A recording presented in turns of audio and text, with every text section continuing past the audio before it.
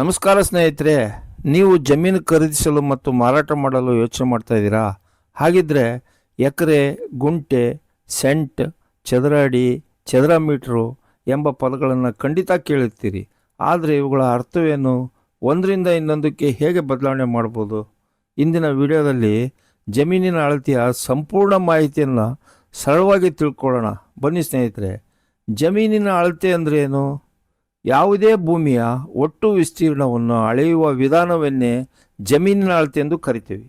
ನಗರ ಪ್ರದೇಶದಲ್ಲಿ ಸಾಮಾನ್ಯವಾಗಿ ಚದರ ಅಡಿ ಸ್ಕ್ವೇರ್ ಫೀಟ್ ಬಳಕೆ ಮಾಡ್ತಾರೆ. ಕೃಷಿ ಜಮೀನಿಗೆ ಹೆಚ್ಚಾಗಿ ಗುಂಟ. ಜಮೀನಿನ ಅಳತೆ ವಿಷಯಕ್ಕೆ ಬಂದರೆ ನಾವು ಸಾಮಾನ್ಯವಾಗಿ ಬಳಸುವ ಅಳತೆಗಳನ್ನು ಈ ರೀತಿ ಹೇಳ್ತೀವಿ. 1 ಎಕರೆ ಅದು 40 ಗುಂಟಿಗೆ ಸಮನಾಗಿರುತ್ತೆ. 1 ಗುಂಟಿ 33 ಅಡಿ ಉದ್ದ, 33 ಅಡಿ ಅಗಲ ಅಂತ ಹೇಳ್ಬೋದು. ಅದು 1089 ಚದರ ಅಡಿಗೆ ಸಮನಾಗಿರುತ್ತೆ. 1 ಎಕರೆ 43,560 ಚದರ ಅಡಿಯಾಗಿರುತ್ತೆ. 1 ಎಕರೆ 100 ಸೆಂಟ್ಗೆ ಸಮನಾಗಿರುತ್ತೆ. 1 ಸೆಂಟು 435.6 ಚದರ ಅಡಿಯಾಗಿರುತ್ತೆ. ನಗರ ಪ್ರದೇಶಗಳಲ್ಲಿ ಸೈಟ್ಗಳನ್ನು ಖರೀದಿಸುವಾಗ ಅದರ ವಿಸ್ತೀರ್ಣವನ್ನು ಚದರ ಅಡಿಗಳಲ್ಲಿ ಲೆಕ್ಕ ಹಾಕ್ತಾರೆ. ಅದರ ಉದ್ದ ಮತ್ತು ಅಗಲವನ್ನು ಗುಣಿಸಿದಾಗ ಬರುವ ಅಳತೆಯೇ ಆ ಸೈಟ್ನ ಒಟ್ಟು ವಿಸ್ತೀರ್ಣವಾಗಿರುತ್ತೆ. ಉದಾಹರಣೆಗೆ ಹೇಳೋದಾದರೆ 50 ಅಡಿ ಉದ್ದ, 30 ಅಡಿ ಅಗಲ ಇರುವ ಒಂದು ಸೈಟ್ನ ವಿಸ್ತೀರ್ಣ 1500 ಚದರ ಅಡಿಗಳಾಗಿರ್ತವೆ. ಈ ಹಿಂದೆ ಜಮೀನುಗಳನ್ನು ಕಬ್ಬಿಣದ ಚೈನು ಮತ್ತು ಅಳತೆ ಟೇಪ್ಗಳನ್ನು ಬಳಸ್ತಾ ಇದ್ರು.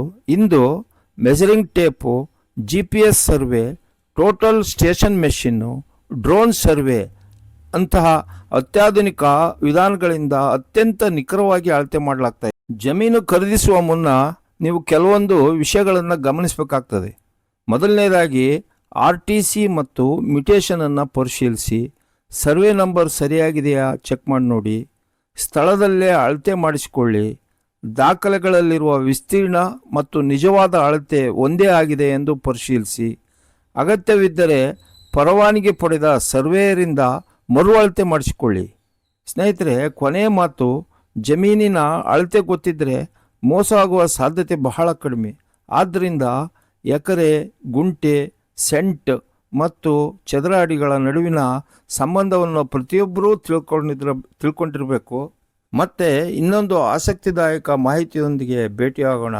ಧನ್ಯವಾದಗಳು.